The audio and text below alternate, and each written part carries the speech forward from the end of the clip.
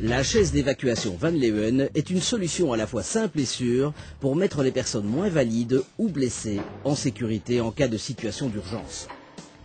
Un utilisateur exercé pourra aisément descendre une personne au rez-de-chaussée en passant par l'escalier grâce à la chaise d'évacuation Van Leeuwen. Nous allons à présent faire la démonstration intégrale de la chaise d'évacuation Van Leeuwen. Mettez le pied sur la barre et tirez la poignée escamotable vers le haut, jusqu'à ce que les deux petits ressorts se referment. Faites glisser l'appui-tête vers le bas, débouclez la ceinture de sécurité et rabattez le siège vers le bas. Tenez la chaise d'évacuation bien droite et venez vous placer avec la chaise derrière la personne à évacuer. Lorsque la personne aura pris place, tirez la chaise d'évacuation vers vous jusqu'à ce qu'elle soit en équilibre. À l'aide de votre pied, rabattez la béquille à roulette. Vous avez maintenant les mains libres pour boucler la ceinture de sécurité de la personne à évacuer. Rabattez les accoudoirs vers le bas et positionnez correctement le repose-pied.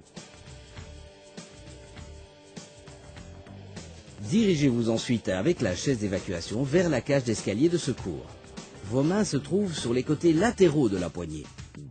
Arrivé sur place, poussez la chaise un peu vers l'avant jusqu'à ce qu'elle repose sur la barre. Avec le pied, faites rentrer la béquille à roulette. Tirez de nouveau la chaise un peu vers vous et roulez sur deux roues en direction de l'escalier. Dès que la chaise a atteint les deux premières marches de l'escalier, déplacez vos mains des côtés latéraux vers le dessus de la poignée. Exercez une pression verticale à l'aide de vos mains en direction de vos pieds. Ainsi, vous faites en sorte que la chaise glisse progressivement vers le rez-de-chaussée, comme un traîneau. Plus la pression que vous exercez sera forte, plus la vitesse de descente sera lente. C'est vous qui déterminez la vitesse.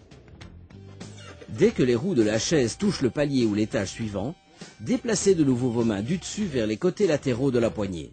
Redressez ensuite de nouveau la chaise d'évacuation afin de pouvoir la faire rouler avec un effort physique minimal vers la volée de marche suivante.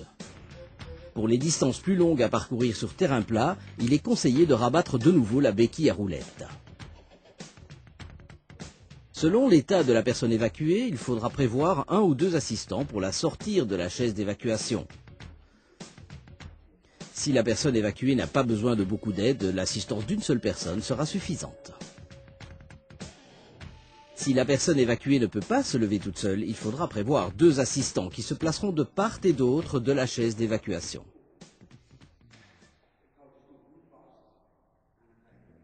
Pour replier la chaise d'évacuation, faites rentrer la béquille à roulette avec le pied. Positionnez ensuite votre pied sur la barre du dessous. Faites glisser l'appui-tête vers le haut, appuyez simultanément sur les petits ressorts situés de part et d'autre et vous pourrez faire redescendre la poignée. Relevez les deux accoudoirs, saisissez les deux extrémités de la ceinture de sécurité et faites-les passer à l'intérieur du siège. Tirez ensuite les extrémités vers vous en les faisant passer le long de l'extérieur du siège et refermez la ceinture de sécurité derrière les deux skis. Enfin, remettez le repose-pied dans sa position initiale. La chaise peut maintenant être soulevée et transportée latéralement. Après utilisation, la chaise d'évacuation pourra être suspendue au mur. Il ne restera plus qu'à la recouvrir avec sa housse de protection thermorésistante.